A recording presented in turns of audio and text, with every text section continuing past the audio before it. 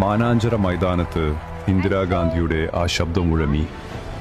മലബാറിന് ഇനി സ്വന്തം വിമാനത്താവളം. പക്ഷേ കരിപ്പൂരിലെ കണ്ണുകോട്ടും പാറയിലെ കുന്നിൻ മുകളിലത് ഒരു സ്വപ്നം മാത്രമായിരുന്നു. വിമാനം വരാൻ വൈകിയപ്പോൾ മലബാറുകാർ കോഴിക്കോട് ടൗണിൽ ലോറിയുടെ മുകളിൽ പേപ്പർ വിമാനം കെട്ടിവെച്ച് പ്രതിഷേധിച്ചു. അവർ ഉറക്കെ വിളിച്ചു പറഞ്ഞു, ഞങ്ങൾക്കും വേണം പറക്കും പക്ഷി.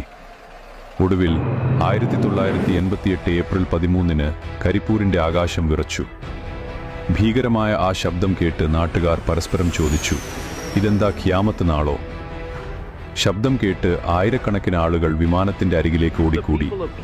വിമാനത്തിന്റെ ചിറകിലും വാലിലും തൊടാൻ അവർ തിരക്ക് കൂട്ടി. ഒടുവിൽ വാതിൽ തുറന്നപ്പോൾ കണ്ടത് മലയാളി പൈലറ്റുമാരായ രാമചന്ദ്രനെയും മകൻ ശേഖറിനെയും.